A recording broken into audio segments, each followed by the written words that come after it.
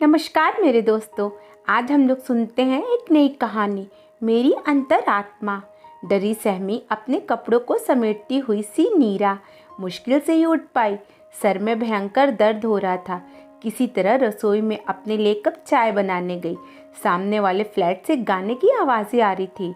Radio में नीरा का पसंदीदा गाना बज रहा था, जब कोई बात बिगड़ जाए, जब कोई मुश्किल पड़ जाए, तुम देना साथ मेरा। पर ये आज ये गाना सुनते सुनते उसकी आंखों से झरझर आंसू बह रहे थे। क्या ऐसे ही साथी की उसने कल्पना की थी? सावली सलोनी सी नीरा की शादी को 1 साल होने को आया था। कॉलेज के समय में जहाँ उसकी सारी सहेलियाँ और अमीर घराने के हैंडसम लड़के से शादी करने के सपने देखती थी, वहीं नीरा एक ऐसा जीवन साथी चाहती थी जो सीधा साधा सुलझा हुआ और उन दोनों का अच्छा तालमेल हो। वो दोनों एक दूसरे की इच्छाओं का सम्मान करे। बस इतने से ही ख्वाब थे नीरा के। जिंदगी की राह इतनी कठिन है, इसमें जैसा चाहो वैसा तो बहुत ही कम खुश नसीबों को मिलता है।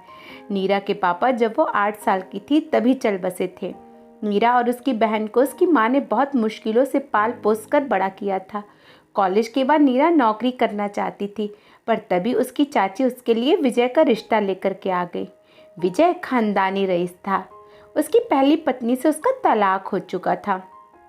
सबको तो यही बताया गया था कि उसकी पत्नी का किसी और से चक्कर चल रहा था। विजय नीरा से उम्र में 15 साल बड़ा था। नीरा इस शादी के लिए बिल्कुल तैयार नहीं थी। नीरा ने अपनी माँ को लाख समझाने की कोशिश की। ऐसे तलाकशुदा व्यक्ति से वो शादी नहीं करना चाहती। चाहे गरीबी में रह लूँगी, पर अपने से उम्र में इतने बड़े व्यक्ति से कैसे शादी करूँ माँ? समझने की कोशिश करो।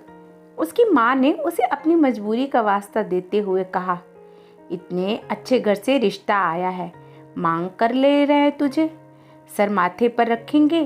कहीं और तेरी शादी करूँगी तो लंबी चौड़ी दहेज की रकम कहाँ से लाऊंगी?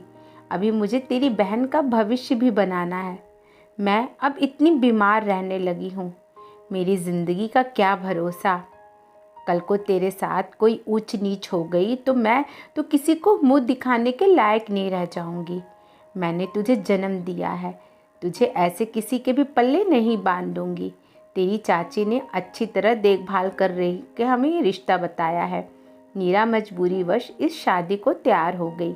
शादी की सभी तैयारियां विजय के परिवार ने पूरे जोश शोर से की। आसपास के लोग नीरा को भाग्यशाली मान रहे थे कि लड़के वाले एक जोड़े में ही लड़की को विदा करके ले गए। विजय ने नीरा की बहन की शादी करने की भी जिम्मेदारी अपने सर पर ले ली, जिससे नीरा को बहुत तसल्ली हुई। शादी की पहली रात को नीरा शर्माई सकुचाई सी पलंग के एक कोने में बैठी हुई विजय की राह ताकती रही। जब 2 बजे तब तक भी विजय नहीं आया तो बेचारी ना जाने कब नींद की आगोश में चली गई। 4 बजे के करीब कुछ आवाज़ों से उसकी नींद भंग कर दी। वह घबरा कर उठी। देखा सामने विजय लड़खड़ाता हुआ बुरी तरह नशे में धुत उसकी तरफ चला आ रहा था। नीरा डर के मारे पलंग पे ही गड़ी जा रही थी। विजय ने बैठकर नीरा से बात करने की ज़रूरत भी ना समझी और उसके ऊपर किसी वहशी दरिंदे की तरह टूट पड़ा। नीरा असहाय सी बनी छटपटाती रही। आज उसके सारे सपने तार तार हो गए थे। आपसी सहमति क्या होती है, उससे तो शायद विजय का दूर दूर तक कोई नाता नहीं था। अपनी भूख शांत करके वह एक तरफ लुढ़क गया। किसी भी लड़की के लिए शादी के बाद की पहली रात बहुत खास होती है, पर नीरा के लिए तो यह एक भयंकर सपने से कम नहीं था। नीरा एक तरफ बैठी हुई रोती रही। सुबह नीरा ने जाकर अपनी सास के पैर छुए तो उन्होंने उसे बहुत ही भारी साड़ी और जेवर के 2-3 डिब्बे देते हुए कहा, जल्दी से जाकर तैयार हो जाओ, मुंह दिखाई के रस्म के लिए लोग आते ही होंगे। नीरा कुछ बोलने की स्थिति में नहीं थी। वह चुपचाप अपने कमरे में जाकर तैयार होने लगी। तैयार होकर जब नीरा बाहर आई तो वह किसी की आंखें उसके ऊपर से हट ही नहीं रही थीं। उसकी सास ने उसे एक तरफ बिठा दिया और उसका मुंह ढक दिया। शहर की जानी मानी हस्ती होने की वजह से उनके घर में ऐसा लग रहा था जैसे पूरा शहर ही उमड़ पड़ा हो। जो भी नीरा को देखता उसकी तारीफ किए बिना नहीं रहता।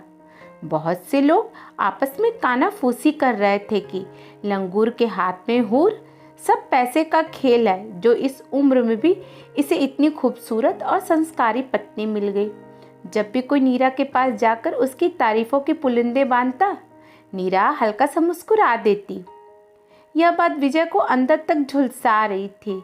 सबके जाने के बाद नीरा जब अपने कमरे में गई तो विजय उससे बिल्कुल नहीं बोला। नीरा ही अपनी शादी की शुरुआत अच्छी यादों से करना चाहती थी, इसलिए वो ही विजय के पास गई। उससे बात करने पर विजय ने उसे पीछे धकेलते हुए कहा, तुम चरित्रहीन हो, मुझे तुमसे घृणा हो रही है। नीरा ने प्रश्न भरी निगाहों से उससे पूछना चाहा कि ऐसा क्या कर दिया मैंने जो ऐसा बोल रहे हो, पर विजय ने बिना उसके बोले ही कहा, कैसे सबके साथ घुल मिल रही थी। नीरा ने उसे समझाते हुए कहा, वो सब आपके जान पहचान वाले थे। अगर मैं सबको नज़रअंदाज करती तो सब मेरे बारे में क्या सोचते। उस दिन का दिन था और आज का दिन था। विजय ने एक पल नीरा को चैन की सांस नहीं लेने दी। बिना वजह शक करना, चरित्रहीन होने का इल्ज़ाम लगाना और फिर अपना गुस्सा निकालने के लिए कसाई की तरह नीरा को मारना। वह ना किसी से बात कर सकती थी, ना कहीं जा सकती थी। अगर विजय के साथ भी कहीं जाती थी तो हर पल विजय की निगाहें नीरा को ही घूरती रहती थी। पिंजरे में कैद पक्षी की तरह हो गई थी नीरा की जिंदगी। आजकल विजय नीरा की छोटी बहन शीना को भी गंदी नज़रों से देख रहा था। बिना किसी कारण के शीना को अपने घर बुलाता और उससे अकेले में ले जाने की कोशिश करता था। पानी अब सर से ऊपर निकल चुका था।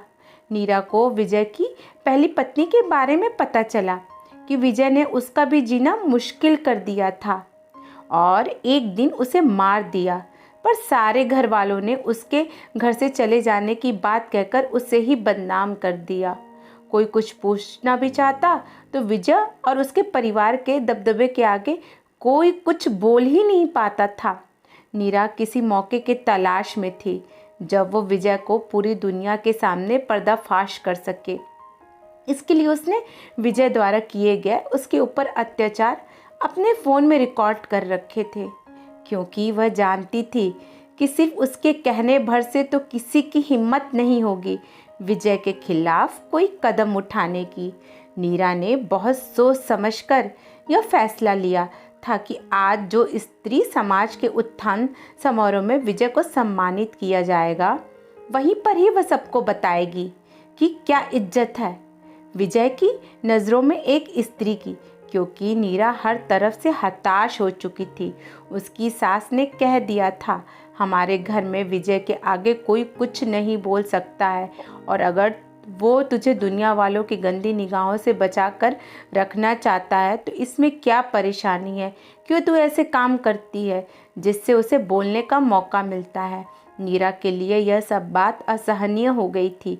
उधर उसकी माँ ने भी कह दिया था कि तेरे कुछ भी गलत कदम उठाने से तेरी बहन की भी ज़िंदगी तबाह हो जाएगी। शादी के बाद एक लड़की के लिए ससुराल ही उसका घर है। हमसे किसी की उम्मीद की कोई उम्मीद मत रखना। नीरा का मन करता था कि अपनी माँ से चिल्ला चिल्ला कर कहे, पहले मुझे दलदल में धकेल दिया, अब बाहर भी नहीं निकलना चाहती। पर वो सब कुछ अंदर ही अंदर सोचकर रह जाती थी। आज महिला उत्थान केंद्र के समारोह में विजय नीरा को भी अपने साथ ले गया था।